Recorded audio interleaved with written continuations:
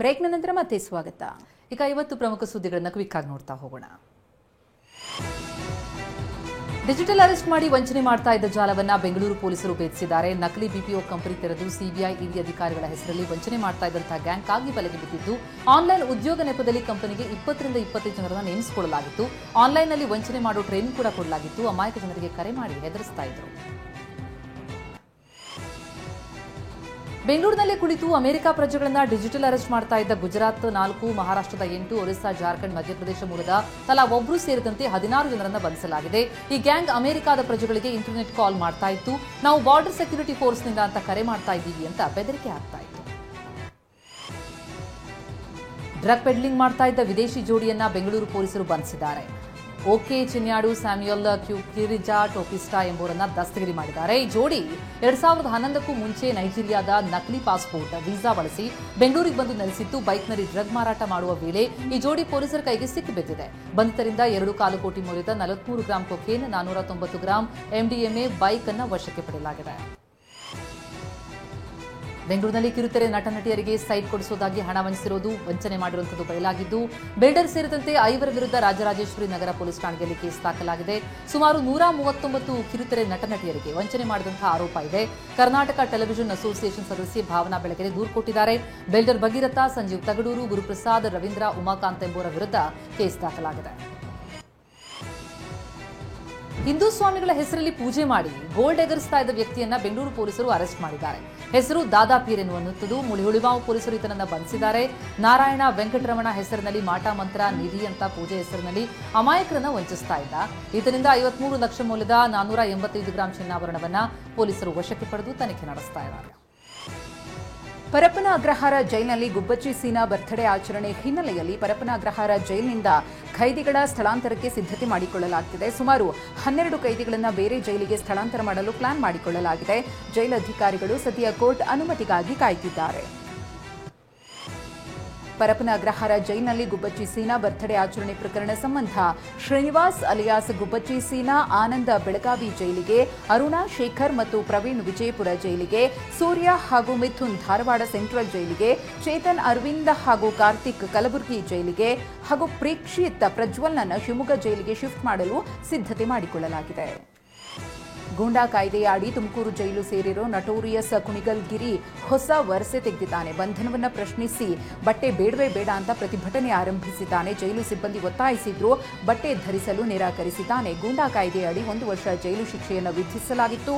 July 23ರಂದು ಗಿರಿಯನ್ನ Hulidurga ಪೊಲೀಸರು ಬಂಧಿಸಿದ್ರು. ಜಿಲ್ಲಾಧಿಕಾರಿಗಳ ಸೂಚನೆಯ ಮೇರೆಗೆ ತುಮಕೂರು ಕಾರಾಗೃಹಕ್ಕೆ ರವಾನೆ ಮಾಡಲಾಗಿತ್ತು. ಬೆಂಗಳೂರಿನಲ್ಲಿ ಅಕ್ರಮವಾಗಿ ಪಟಾಕಿ ಶೇಖರಿಸಿ ಇಟ್ಟಿದ್ದ ಗೋಡೌನ್ ಮೇಲೆ ಪೊಲೀಸರು ದಾಳಿ ನಡೆಸಿದ್ದಾರೆ. ಕುಂಬಳಗೋಡು ಪೊಲೀಸರು ಶ್ರೀನಿವಾಸ್ ಎಂಬುವರಿಗೆ ಸೇರಿದ ಗೋದಾಮ್ ಮೇಲೆ ಈ ದಾಳಿಯನ್ನು ಮಾಡಿದ್ದಾರೆ. ದಾಳಿಯ ವೇಳೆ 10 ಲಕ್ಷ ಮೌಲ್ಯದ ಪಟಾಕಿಯನ್ನು ಪೊಲೀಸರು ವಶಪಡಿಸಿಕೊಂಡಿದ್ದಾರೆ. ಲೈಸೆನ್ಸ್ ಪಡೆಯುವ ಮುನ್ನವೇ ಗೋದಾಮಿನಲ್ಲಿ ಪಟಾಕಿ ಸಂಗ್ರಹಿಸಿ ಇಡಲಾಗಿತ್ತು. ಈ ಸಂಬಂಧ ಶ್ರೀನಿವಾಸ್ ಎಂಬುವರನ್ನು ಬಂಧಿಸಲಾಗಿದೆ. ಧರ್ಮಸ್ಥಳದಲ್ಲಿ ಶವ ಹೂತಿದ್ದಾಗಿ ಹೇಳಿದ್ದ ಚಿನ್ನಯ್ಯನಿಂದ ಮತ್ತಷ್ಟು ಹೇಳಿಕೆ ದಾಖಲಿಸಲು ಎಸ್ಐಟಿ ತಯಾರಿ ನಡೆಸಿದೆ. ಜಡ್ಜ್ ಎದುರು ತಪ್ಪೊಪ್ಪಿಗೆ ಹೇಳಿಕೆ ಕುರಿತು ಎಸ್ಐಟಿ ವಿಚಾರಣೆ ನಡೆಸಲಿದೆ. ತನಿಖಾಧಿಕಾರಿ ಜಿತೇಂದರ್ ಸ್ಟೇಟ್ಮೆಂಟ್ ಬಗ್ಗೆ ಪರಿಶೀಲನೆ ನಡೆಸಿದ್ದಾರೆ. ಸ್ಟೇಟ್ಮೆಂಟ್ನಲ್ಲಿ 10 ಶವಗಳನ್ನು ಒಂದೇ ಕಡೆ ಹೂತಿಟ್ಟ ಬಗ್ಗೆ ಪ್ರಸ್ತಾಪಿಸಲಾಗಿದೆ. ಆ ಘಟನೆ ಬಗ್ಗೆ ಎಸ್ಐಟಿ ಅಧಿಕಾರಿಗಳು ವಿಚಾರಣೆ ನಡೆಸಲಿದ್ದಾರೆ. ಕೋರ್ಟ್ ಅನುಮತಿ ಪಡೆದು ಎಸ್ಐಟಿ ಅಧಿಕಾರಿಗಳು ಈ ವಿಚಾರಣೆಯನ್ನ ನಡೆಸಲಿದ್ದಾರೆ. ತುಮಕೂರಿನಲ್ಲಿ ಕಸ ಸಮಸ್ಯೆ ವಿರುದ್ಧ ವಿನೂತನವಾಗಿ ಪ್ರತಿಭಟನೆ ನಡೆದಿದೆ. ದೀಪಾವಳಿ ಹಬ್ಬದ ಪ್ರಯುಕ್ತ ಕೊರಿಯರ್ ಮೂಲಕ ತುಮಕೂರು ಡಿಸಿ, ಎಸಿ, ತಹಶೀಲ್ದಾರ್ಗೆ ಕಸ ರವಾನೆ ಮಾಡಲಾಗಿದೆ. ಕೆಆರ್ಎಸ್ ಪಕ್ಷ ರೈತ ಸಂಘ ಕಾರ್ಯಕರ್ತರು ಅಧಿಕಾರಿಗಳಿಗೆ ಕಸ ಕಳುಹಿಸಿಕೊಟ್ಟಿದ್ದಾರೆ. ಹುಳಿಯಾರು ಪಟ್ಟಣದಲ್ಲಿ ಕಸ ವಿಲೇವಾರಿ ಘಟಕವೇ ಸ್ಥಾಪನೆಯಾಗಿಲ್ಲ. ಹೀಗಾಗಿ ಕಂಡಲ್ಲಿ ಕಸ ಸುರಿಯಲಾಗ್ತಿದೆ ಅಂತ ಆರೋಪಿಸಲಾಗಿದೆ. ಹಾಸ್ಯ ನಟ ರಾಜು ತಾಳಿಕೋಟೆ ಅಂತ್ಯಕ್ರಿಯೆ ಸ್ವಗ್ರಾಮದಲ್ಲಿ ನಡೆಯಲಿದೆ. ವಿಜಯಪುರ ಜಿಲ್ಲೆ ಸಿಂದಗಿ ತಾಲೂಕಿನ ಚಿಕ್ಕಸಿಂದಗಿ ಗ್ರಾಮದ ಕಬ್ರಿಸ್ತಾನ್ನಲ್ಲಿ ಅಂತ್ಯಕ್ರಿಯೆ ನೆರವೇರಲಿದೆ. ಮುಸ್ಲಿಂ ಸಂಪ್ರದಾಯದಂತೆ ದಫನ್ ಕಾರ್ಯ ಮಾಡಲಾಗುತ್ತೆ. ರಾಜು ತಾಳಿಕೋಟೆಯನ್ನು ನೆನೆದು ಸ್ಥಳೀಯರು ಕಣ್ಣೀರಿಟ್ಟಿದ್ದಾರೆ. ಚಿತ್ರವೊಂದರ ಶೂಟಿಂಗ್ಗೆ ಅಂತ ಉಡುಪಿಗೆ ತೆರಳಿದ್ದ ರಾಜು ತಾಳಿಕೋಟೆ ಅಲ್ಲಿ ಹೃದಯಾಘಾತದಿಂದ ಮೃತಪಟ್ಟರು. ರಾಜ್ಯದ 12 ಸರ್ಕಾರಿ ಅಧಿಕಾರಿಗಳ ಮನೆ, ಕಚೇರಿ ಮೇಲೆ ಲೋಕಾಯುಕ್ತ ದಾಳಿಯಾಗಿದೆ. ಬೆಂಗಳೂರು, ಹಾಸನ, ಕಲಬುರಗಿ, ಚಿತ್ರದುರ್ಗ, ಉಡುಪಿ, ದಾವಣಗೆರೆ, ಹಾವೇರಿ, ಬಾಗಲಕೋಟೆ ಜಿಲ್ಲೆಯ ಸರ್ಕಾರಿ ಕಚೇರಿಯ ಮೇಲೆ ದಾಳಿಯಾಗಿದ್ದು, ಬೆಂಗಳೂರಿನ ಮಲ್ಲಸಂದ್ರ ಹೆರಿಗೆ ಆಸ್ಪತ್ರೆ ಮೆಡಿಕಲ್ ಆಫೀಸರ್ ಜಿ ಮಂಜುನಾಥ್, ಬಿಎಂಆರ್ಸಿಎಲ್ನ ವಿಶೇಷ ಭೂಸ್ವಾಧಾನಾಧಿಕಾರಿ ಎನ್ಕೆ ಗಂಗಮಾರಿಗೌಡ, ಪ್ರೌಢಶಿಕ್ಷಣ ಮಂಡಳಿಯ ಸುಮಂಗಲಿ ಅವರ ನಿವಾಸದ ಮೇಲೆ ದಾಳಿಯಾಗಿದೆ.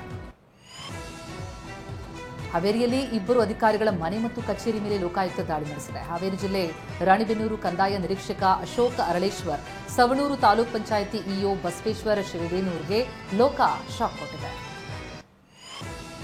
ಶಿವಮೊಗ್ಗದ ಕೆಆರ್ಐಡಿಎಲ್ ಪ್ರಭಾರ ಎಡಬ್ಲ್ಯೂ ಜಗದೀಶ್ ನಾಯಕ್ ನಿವಾಸಗಳ ಮೇಲೆ ಲೋಕಾಯುಕ್ತ ದಾಳಿ ನಡೆಸಿದೆ. ಕೃಷಿ ನಗರದಲ್ಲಿರುವ 2 ಮನೆಗಳಲ್ಲಿ ಶೋಧ ನಡೆಸಲಾಗಿದೆ. ಆದಾಯಕ್ಕಿಂತ ,121.78% ಆಸ್ತಿ ಹೊಂದಿದ್ದಾರೆಂಬ ಆರೋಪದ ಹಿನ್ನೆಲೆಯಲ್ಲಿ ದಾಳಿ ಮಾಡಲಾಗಿದೆ.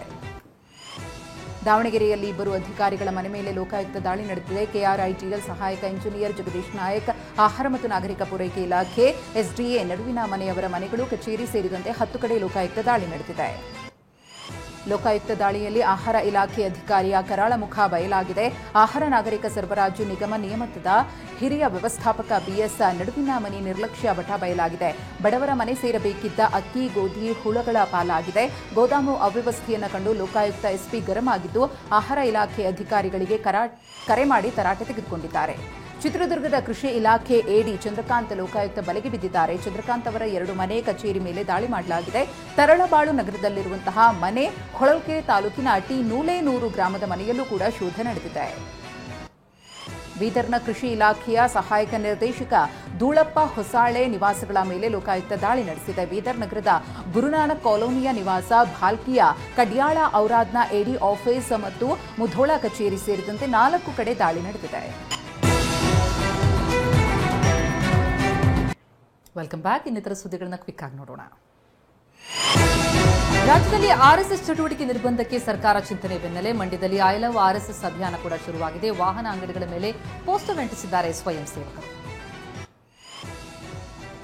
ವಿಜಯಪುರದಲ್ಲಿ ನಡೆದಂತಹ ಡಬಲ್ ಮರ್ಡರ್ ಸಂಬಂಧ 5 ಬಂಧಿಸಲಾಗಿದೆ. ತಪ್ಪಿಸಿಕೊಳ್ಳಲು ಯತ್ನಿಸಿದ ಅಕ್ಷಯ್ ಎಂಬಾತನ ಕಾಲಿಗೆ ಗುಂಡು ಹೊಡೆದು ಬಂಧಿಸಲಾಗಿದೆ. ರಾಯಚೂರು ತಾಲೂಕಿನ ಮರ್ಚಡ್ ಗ್ರಾಮದಲ್ಲಿ ಸರ್ಕಾರಿ ಶಾಲಾ ಕೊಠಡಿ ಹೊತ್ತಿ ಉರಿದಿದ್ದು, ಸರ್ಕಾರಿ ಶಾಲೆಯ ಎಲ್ಕೆಜಿ ಕ್ಲಾಸ್ ರೂಮ್ ಬೆಂಕಿಗಾಹುತಿಯಾಗಿದೆ. ಕ್ಲಾಸ್ ರೂಮ್ನಲ್ಲಿದ್ದ ವಸ್ತುಗಳೆಲ್ಲ ಸುಟ್ಟು ಭಸ್ಮಾಗಿದೆ. ಬೆಂಗಳೂರಿನ ನೆಲಮಂಗಲದಲ್ಲಿ ಸಂಭವಿಸಿದ ರಸ್ತೆ ಅಪಘಾತದಲ್ಲಿ ಬೈಕ್ ಸವಾರ ಮೃತಪಟ್ಟಿದ್ದಾರೆ. ನವಯುಗ ಟೋಲ್ ಬಳಿ ಲಾರಿ ಡಿಕ್ಕಿ ಹೊಡೆದ ಪರಿಣಾಮ ಫೋಟೋಗ್ರಾಫರ್ ರವಿ ಎಂಬುವರು ಮೃತಪಟ್ಟಿದ್ದಾರೆ. ಮಂಡ್ಯ ಜಿಲ್ಲೆಯ ಕೆಆರ್ಪೇಟೆಯಲ್ಲಿ ಕಂಠಪೂರ್ತಿ ಕುಡಿದ ವ್ಯಕ್ತಿ ಅಂಗನವಾಡಿ ಮಕ್ಕಳ ಜೊತೆಗೆ ಅನುಚಿತ ವರ್ತನೆ ತೋರಿದ್ದಾನೆ ಅಂತ ಆರೋಪಿಸಲಾಗಿದೆ. ಇದರಿಂದ ರುಚಿಗಿದ್ದ ಅಂಗನವಾಡಿ ಮಕ್ಕಳ ಪೋಷಕರು ಕುಡುಕ ಮತ್ತು ಅಂಗನವಾಡಿ ಸಹಾಯಕಿಗೆ ಕ್ಲಾಸ್ ತಗೊಂಡಿದ್ದಾರೆ. ಬೆಂಗಳೂರು ದಕ್ಷಿಣ ಜಿಲ್ಲೆಯ ಜಾನಪದ ಲೋಕದಲ್ಲಿ ಕಳ್ಳರು ಕೈಚಳಕ ತೋರಿದ್ದಾರೆ. ಶೌಚಾಲಯದಲ್ಲಿ ಕೆಲ ವಸ್ತುಗಳನ್ನು ಕದ್ದಿದ್ದಾರೆ. ಸಿಸಿ ಕ್ಯಾಮೆರಾ ಒಡೆದು ಹಾಕಿ ಕಿಟಕಿಗಳನ್ನು ಮುರಿದು ಕಳ್ಳತನವೆಸಗಿದ್ದಾರೆ. ಶಿವಮೊಗ್ಗ ನಗರದಲ್ಲಿ ಕಳೆದೊಂದು ತಿಂಗಳಿಂದ ಕಳ್ಳರ ಗ್ಯಾಂಗ್ ಫುಲ್ ಆಕ್ಟಿವ್ ಆಗಿದ್ದು, ವಡ್ಡಿನಕೊಪ್ಪ ವಿದ್ಯಾನಗರದಲ್ಲಿ ಮನೆ ಕಳ್ಳತನಕ್ಕೆ ಯತ್ನಿಸಿತ್ತು. ಈಗ ವಿದ್ಯಾನಗರದ 6ನೇ ಕ್ರಾಸ್ನಲ್ಲಿ ಕಳ್ಳರ ಗ್ಯಾಂಗ್ ಮತ್ತೆ ಪ್ರತ್ಯಕ್ಷ ಆಗಿದೆ. ಬಳ್ಳಾರಿಯ ಮೋತಿ ಸರ್ಕಲ್ನಲ್ಲಿರುವ ಇಂದಿರಾ ಕ್ಯಾಂಟೀನ್ ಕಾಂಗ್ರೆಸ್ ಕಚೇರಿ ಅಂತಾಗಿದೆ. ಕಾಂಗ್ರೆಸ್ ಕಚೇರಿಯಲ್ಲಿ ಇರಬೇಕಿದ್ದ ಪಕ್ಷದ ಧ್ವಜಗಳು ಇಂದಿರಾ ಕ್ಯಾಂಟೀನ್ನಲ್ಲಿವೆ. ಇಂದಿರಾ ಕ್ಯಾಂಟೀನ್ನಲ್ಲಿ ಕಾಂಗ್ರೆಸ್ ಬಾವುಟ ಕಂಡು ಸಾರ್ವಜನಿಕರು ಆಕ್ರೋಶ ವ್ಯಕ್ತಪಡಿಸಿದ್ದಾರೆ. ಇತ್ತೀಚೆಗೆ ಸುರಿದ ಭಾರೀ ಮಳೆಗೆ ಕೋಲಾರ ಜಿಲ್ಲೆಯ ಕೆಜಿಎಫ್ ತಾಲೂಕು ಬೇತಮಂಗಲದ ಪಾಲಾರ್ ಕೆರೆ ಕೋಡಿ ಹರಿದಿದೆ. ಕೆರೆ ಕೋಡಿ ಕಣ್ತುಂಬಿಕೊಳ್ಳಲು ತಂಡೋಪತಂಡವಾಗಿ ಭೇಟಿ ನೀಡ್ತಾ ಇರುವ ಜನ ಮೋಜುಮಸ್ತಿ ಮಾಡುತ್ತಿದ್ದಾರೆ.